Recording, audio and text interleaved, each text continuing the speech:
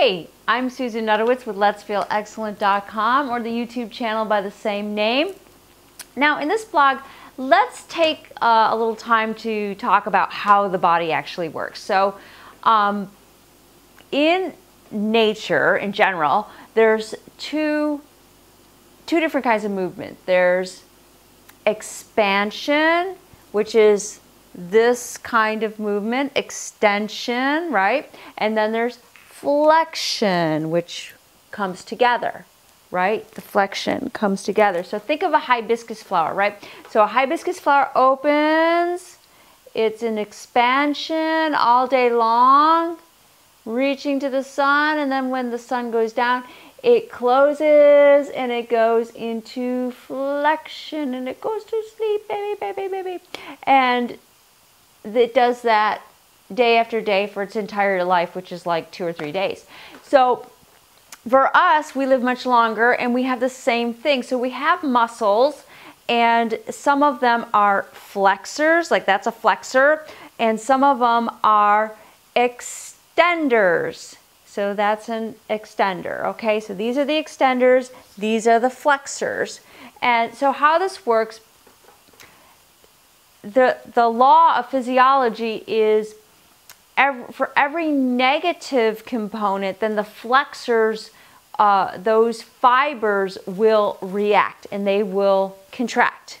So a negative component doesn't mean you don't want it in your life, because the negative forces come in at night and they help us to rest, and so we go into, a lot of times, into the fetal position, into flexion. So a lot of the things, it doesn't mean that we don't want flexion, but again, we want a balance between flexion and extension in our life, and we want this to be functional for us. So we want to flex and extend whenever we need each part of our body to flex and extend. We don't want to get stuck in flexion.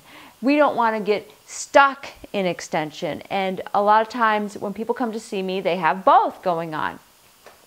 So how can we get stuck in flexion? Well, our whole world is in front of us, and it causes our torso to flex. The reason I say that is because, like, say, you know, like we're sleeping all night in the fetal position, and then we get up and stretch, we do this little extension, but then we go using our hands, making our coffee, reading the paper, driving to work, and then we get to work and we are in our laptop, so our eyes are pulling us into our stimulation. Hi, Mary. Hi, Fred. Ooh, donuts. You know, and so we're being pulled by our stimuli, literally by our brains. You know, because our brains are right behind our eyes. So we're doing all this stuff with our hands. We're typing on our computer. We don't do anything really in extension except to get something from the back seat of the car, right? So everything is forward, and when we do this over and over again, we get a strained pattern. Now, this doesn't have to wait until we're adults. We start this when we're really, really young. So we start this, you know, at school. We're writing, and we're trying to, we're being pulled into the TV or whatever the stimuli is. And, you know, what's the posture of the teenager, right?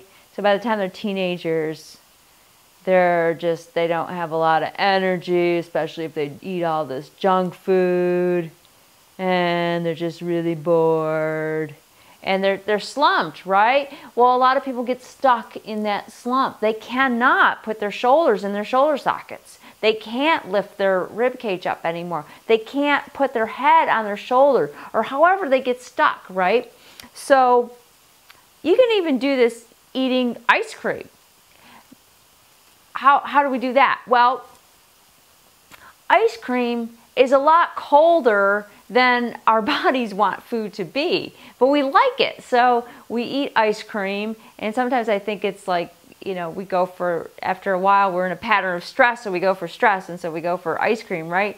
But ice cream actually is held longer in your stomach because, your inside your body wants to be 98.6, and so you're putting something like a third of the temperature in there, and it can cause a lot of problems for the digestion. So everything, it just holds it in the stomach, and then a lot of energy goes there to warm the stuff up, right?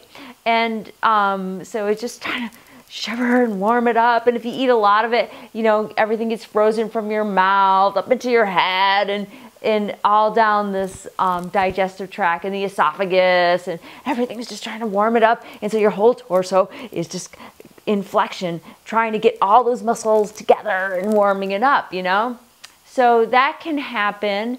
And I suppose if you do a lot of eating habits that aren't really health performing for you or health empowering for you, then see, a lot of energy goes towards the lower abdomen or even the mid-abdomen too. And so that causes breathing disturbances, and then that causes all kinds of little tight bands to form.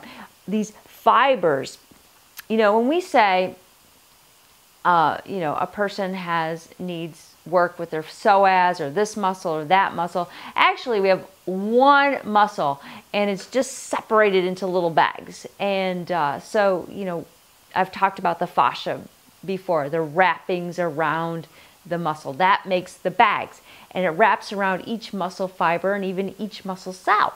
So what happens is, just because you have this big old psoas and you think you have a big old psoas problem, it's like which fibers in you tend to get more in a tight situation.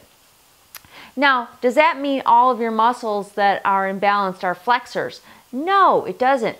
Because what happens is, so you have, your flexion going on, and you come forward in your head, and you come forward in your shoulders, and forward in your whole posture. People are coming forward in their whole posture, right? So they're forward like this. Well, if you just kept going forward, you would fall on your face. And so you need to come back, and what happens is the extensors, then some of those extensor muscles have to turn on and get tight too, because if they don't, you'll fall over. So those guys have to be brakes. And so then, some of those guys will turn on. Sometimes they'll turn on because, you're coming forward, and hey, ain't no way you're going to go through life being a slumped teenager. That's not you. You're a peak performer, so you're going to lift up. But this part down in here can't lift up anymore. You don't know how to do that, or you need to have it freed by a structural integrator. So this part wants to come up, or the head wants to come up, and so other muscles get tight to facilitate that posture for you.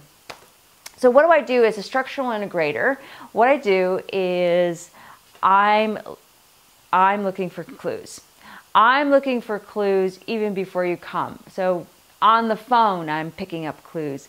As you're driving in the driveway, I'm picking up clues. As you're walking, you're getting out of your car, I'm picking up clues. As you're walking in here, I'm picking up clues. All of this because I want to see you in your natural state. I want to see what is stuck and where that architecture needs to be restored. So, because we can do that. We're not like buildings in an earthquake. We just crumble to the ground. We have to be rebuilt. I mean, we can rebuild certain structures like our organs and things like that, but we're more plastic, and we can be renewed all the time, so we can be molded back into shape. Well, we're not going to stay there if we don't get the kind of body work that actually is done in our brain as well. So when I have you move along with the treatment, then your brain does this. It goes, wow, I like this. but this is not how Sarah wants me to be. She asks me to be like this every day, but I like this. So your brain does this little dance on a daily basis. So if we do it again the next week, not the same thing, we're just going to reinforce the new pattern in a new part of your house. And so we're going to take out whatever is dysfunctional and reinforce a new pattern in a new part of the house. So the brain goes, oh, and in this part of the house, Sarah wants to be this new way too. I like this. But this is not how Sarah has wanted to be for years. So it goes back and forth. It goes back and forth until we do it a number of times. And then it's harder to do the old pattern than it is to do the new pattern, because the new pattern brings so much more energy to the body. So that's a really good benefit to a structural integration approach, as opposed to other forms of body work that are more temporary in nature, but they serve other purposes. So it's a fun process. I hope you get to experience it one day, and we'll talk more about it. Let me know if you have any questions about it. questions@letsfeelexcellent.com. Please give me a thumbs up if this video was helpful to you. Share it with everybody that you know. And I am wishing you an excellent day. I'm Susan Nutowitz with letsfeelexcellent.com. Aloha.